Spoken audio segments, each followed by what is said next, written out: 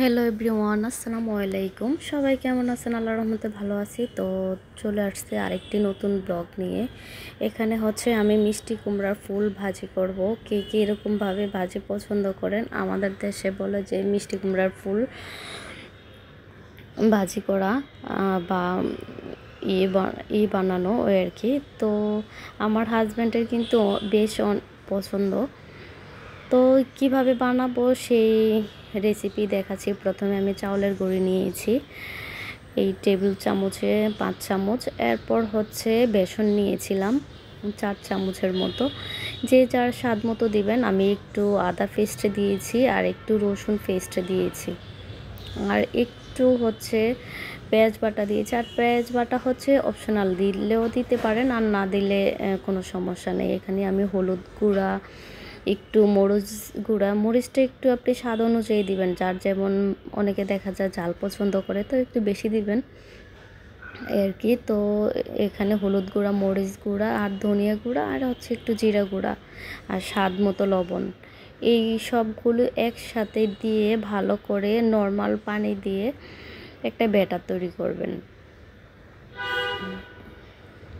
আর ব্যাটারটা এমনভাবে তৈরি করবেন যাতে একদম ঘন না হয়, আবার একদম যাতে পাতলাও না হয়। দেখেন আমি কিভাবে ব্যাটারটা করছি। একবারে আমি পানি দিইনি, আস্তে আস্তে পানি দিয়ে ব্যাটারটা করে নিয়েছি। এখানে আমার ব্যাটারটা রেডি হয়ে গেছে। একটা ফ্রাই প্যানে আমি তেল বসিয়ে দিলাম, দিয়ে একটু গরম হওয়ার জন্য দিয়েছি। আর দেখেন আপনি বুঝে নিতে হবে, আমি কুমড়া ফুলটা দিয়ে এপিট ওপিট ঘুরিয়ে এখন ভাজার জন্য দিয়ে দিব।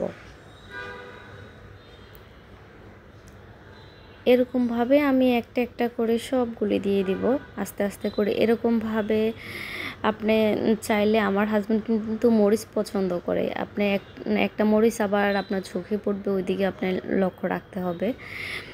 একটা মরিচ দিয়ে একটু কালার হয়ে আসলে উঠিয়ে ফেলবেন তাড়াতাড়ি করে, এরপর আবার দিয়ে দিবেন। এরকমভাবে 2-3 বার যদি করিয়ে দেন তাহলে দেখবেন একটু মরিচটা অনেকটাই বেগুনের মতো মোটা হয়ে গেছে। যারা জাল খায় তাদের জন্য আর কি, আর যারা জাল না খায় তাদের জন্য তো আর বলে লাভ নাই। তো আর কি, এই তো আমি আস্তে আস্তে করে সবগুলি দিয়ে দিলাম। দিয়ে দেখেন এটা ভাতের সাথে খুব ভালো লাগে খেতে, একবার ট্রাই করে দেখবেন। আমাদেরও সবার অনেক পছন্দ, ভাজা পোড়া কার না পছন্দ। এখানে আরেকটু বেসন রয়ে গেল, সেই জন্য আমি বললাম যে বেসনগুলি ফালানো কোন দরকার, একটা মরিচ আর একটু ধনিয়া পাতা দিয়ে দেখি কেমন লাগে। আর কি, আসলে যে যার স্বাদ মতো বানাইতে পারে, কোনো সমস্যা নেই। আমি ধনিয়া পাতা 2টা বানাইছিলাম, তো খারাপ না, আল্লাহর রহমতে ভালো লাগলো। আপনাদেরও আশা করি ভালো লাগবে। আর যারা যারা আমার ভিডিওটি দেখছেন তারা অবশ্য লাইক দিবেন, কমেন্ট করবেন এবং সম্পূর্ণ ভিডিওটি দেখবেন। তো ভালো থাকবেন সবাই। আজকের মতো বিদায় নিব, আজকের মতো বিদায়। আল্লাহ হাফিজ।